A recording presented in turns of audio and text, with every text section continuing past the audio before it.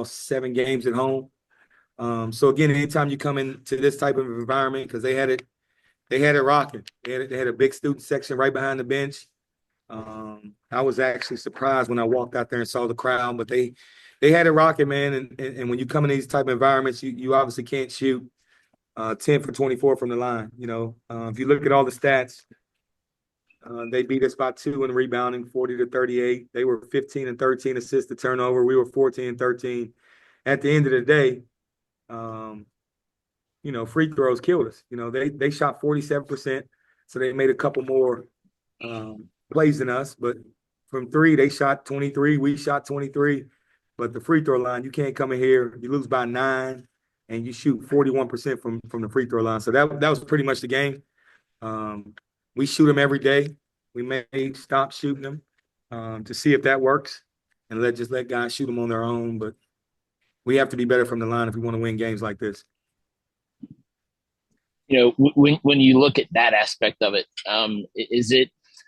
is it more frustrating when you see that stat, or is it encouraging knowing that if you correct that, you're kind of right there in the mix? Well, Lucas, a little both, right? I told our guys, you know, I, I looked at the game, and at halftime we were down 10. We had Nate Nobina in foul trouble, and I looked at it and said, "Well, let me let me think about this. Right? Are they doing anything that we didn't expect? No. Is any player doing anything that we are they running anything that we wasn't prepared for? No. So again, it was just about going to the line and making free throws. And these are all things that we can control, right? If there were things out of our control, I would be worried right now, But when you go to Western, when you go to Purdue, when you come to Wilmington, who has a really good program, you have to be focused, mentally locked in, that you don't get up and shoot 41% from three. They shot 27 free throws, we shot 23. So it wasn't one of those games where they shot 40 free throws and we shot 13. It wasn't that type of game. They shot 4 more free throws than us. They missed 5 and we missed 14. That's the game. There's a car alarm going off in the background. So I'll ask quick, but Obina obviously sets the blocks record. You've seen him grow and develop. Just how much has he meant to this program over the past few years? Um, Obina, I didn't even know that. I have to congratulate him. That's what we need out of him. He's been here obviously for 5 years now, but he's he's a great young man. It's been fun to see his growth. I met Obina when he was young, probably when he first came to the States.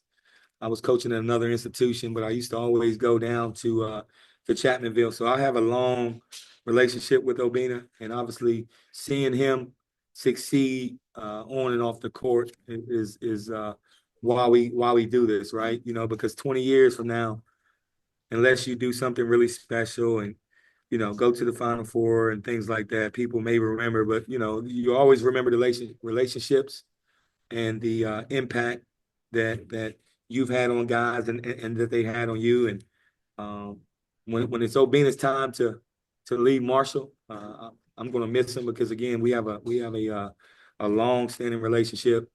I'm going to miss him, but obviously I'll follow Obina and stay in touch. But good for him; he deserves it.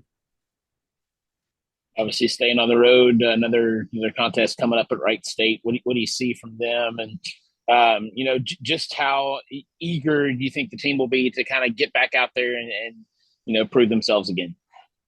Wright State's a good ball club. I'm not sure what their record is, but I've saw them play a couple times this year. We're just flipping through ESPN Plus. They have been preseason All League, maybe even Player of the Year. They're a big fella inside. They have some really good guards.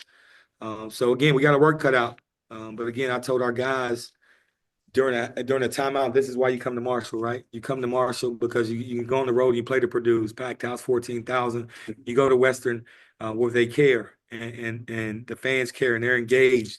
You come to Wilmington, and it was a nice environment, man. It was nice. The fans were into it.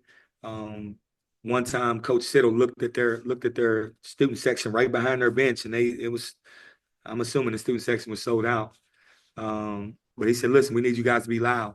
And they responded. So this is why you come to Marshall to playing games like this, no different than Wright State. They're always a tough opponent. We've always had some really good games.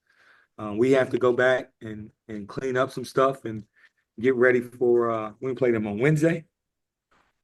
Wednesday. So you can't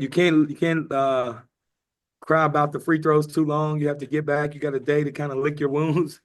And player wise, coaches wise, let's on to the next one. We don't really have a day to lick our wounds. We have to get back on it, see if we can clean some things up, see if we can kind of correct some stuff, right? Because again, we talk about the free throws, but I'm one of those guys. Whenever something don't go right, I look at myself first.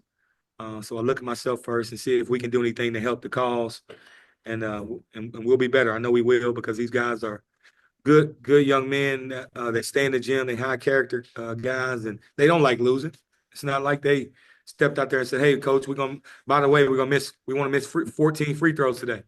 So they don't like losing, and I know that. So we got to get it corrected, and we will. I'm proud of the fight because those guys went on a run, and it could have got ugly. But again, character guys, these guys fought. They gave us all they had, and we're looking forward for the opportunity to play at Wright State on Wednesday. But again, we have to correct some things before we head up to Ohio.